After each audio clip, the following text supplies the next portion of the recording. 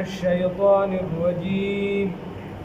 بسم الله الرحمن الرحيم كذبت ثمود بالنذر فقالوا أبشرا منا واحدا نتبعه إن إذا لفي ضلال وسعر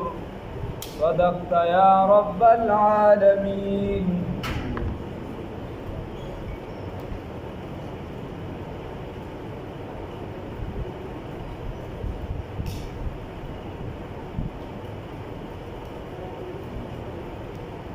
دا نافرمان قومونو تذکرہ شروع الله رب العزت په دې آیات مبارکه کې فرمایي اوس د بل یو قوم چې د خپل پیغمبر نافرمانی کړې وه دا سمودیانو او د سیدنا صالح علی نبینا علیه الصلاة والسلام د هغه نافرمانی کړې وه نو الله رب العزت د هغې تذکره کوي. الله وی رسول الله صلی الله علیه وسلم ته تسلی ورکړي چې دا صرف ستا نافرمانی نه کوي د دې نه اړوان دي د نورو پیغمبرانو هم څه کړې ده نافرمانی کړې ده. الله هم دې وساتي. رسول الله فرمایي کذبت یقینا تکذیب کړو سمودیانو بالنذر دا غویر ورکوونکو نو دلته نذر جمع راوړل ها یو یاد نه کړي چې صرف د صالح علیه السلام نه پر دې خوا توجه ساتي چې د صالح علیه السلام نافرمانی کړې و بل ځکه الله فرمایي کذبت ثمود المرسلین یقینا تکذیب وکړو سمودیانو د ټولو پیغمبرانو مسایو صرف صالح علیه السلام د په مخ نه پر دا یو پیغمبر تکذیب کول دا یو پیغمبر نه منل داسې ده چې د ټولو پیغمبرانو ته نه مني داسې ده چې لکه د ټولو پیغمبرانو نه مني. الله هم بیا دا حالت نه وساتي. کذبت ثمود یقینا تکذیب کړو سمودیانو بالنذر د هغه ویره ورکوونکو فقالوا ندیویل ابشرا منا آیا یو بشر دی زمننا واحدا یو نتبعه من د تابعداري وکړو نو دوی ته پیغمبر حضرت صالح علیه السلام دعوت ورکړو او دې ته به د سمی خبره کوله دې نه منله نو بیا وی او دا رسول الله صلی الله علیه وسلم باندې کافرانو د اعتراض ورته یو عام انسان دې زمون په شان هغه پیغمبر راغی هغه باندې بچی دی وحی را نازلی کی دا کسی کوله وی زمون په شان یو انسان دی هغه مونږ تابعداري وکړو نتبعه داغه تابعداري وکړو ان اذا لفی ضلال وسعر یقینا په دغه وخت کې به مونږ بیا پس کیو په گمراهۍ کې به یو په لیونتوب کې به یو مونږ د چرته فرمانبرداري وکړله نو الله رب العزت فرمای چې دی دا کیسه کوله نو چې کله دا خبره ډیره اوږده شوه نو اخره کې ورته چې زه پیغمبر به دې ومنو خو د دې کاڼي نه راله اوښه راوباسه د دې کاڼي نه راله اوښه راوباسه هغه دا ورلوي بیا به م ایمان راونړی ګورې بیا چې کله معجزه تاسو په خپله وغواړئ دا قانون دی چې انسان معجزه وغواړي نو بیا ورپسې ګورې عذاب راځي عذاب به بیا به ګورې نو دوی ورته نه وي بس ته دا اوښه راوباسه که د دې کاڼي نه راووتله به ایمان راوړو اوښه را پیدا شوله د هغه کاڼي نه الله رب العزت ورته راورشه کاڼي له خواله اوښې ته د هغې نه راووتله چې اوښه راووتله نو په هفته کې هسې خو دا ده چې یا یو ورځ د اوښې نمبر و یا یو ورځ د دې د څاروو نمبر و یا په هفته کې یو ورځ د اوښې نمبر و شپږ ورځې د دې د څاروو نمبر و خو په هغې هم دې اکتفا ونه کړله نو په دې کې یو زنانه وه بدچلنه د هغې څاروي هم زیات او د هغې د لوریانو ډېر زیات حسن و هغه دغلته یو بدماشو غونډه و هغه ته یې وی چې هلکه که دا اوښه دې مړه کړه نو خپله لور چې کومه ته غواړې هغه لور به درکړم او دومره مال به درکړم نو هغه دغه اوښه بیا چې دا مړه کړه چې هغې یې مړه کړه په خپلو له ګزارونه وکړه نو د هغې د لاسه بیا په دې باندې 3 ورځې ژوندي او 3 ورځې پس چې دی الله بیا هلاک کړل شادوګانې دي الله مې وچي دا 3 ورځې پس بیا چې دی جبرائیل امین چې دی چغه وکړه 3 ورځې ژوندي او 3 ورځې مختلف شکلونه بدل شوي دا رنګونه بدل شوي. الله فرمایي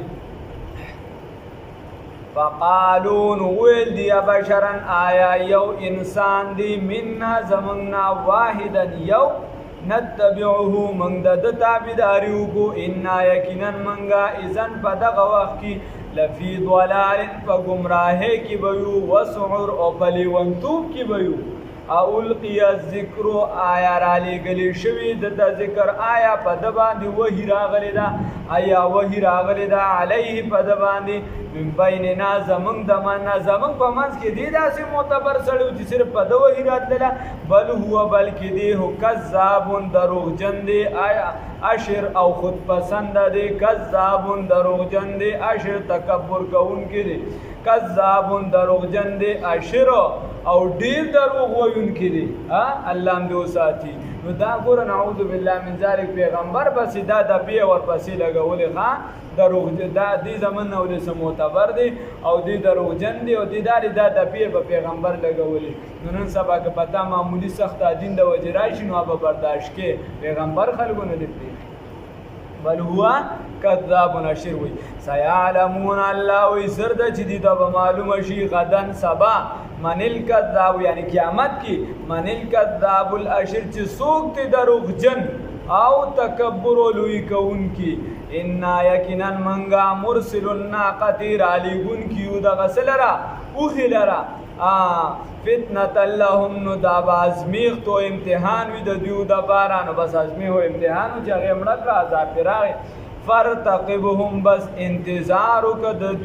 انتظارو کدیو تا واستبر او صبر کوا ونبئهم او تنبیه ورک دیو تا ان الماء صالح علیہ السلام ته وی چې د تنبیه ورکا ورتوای چې یقینا او بو قسمتون دا تقسیم شوده دي تقسیم شوی دي بینهم په منځ د دو کې کلو شرب هر یو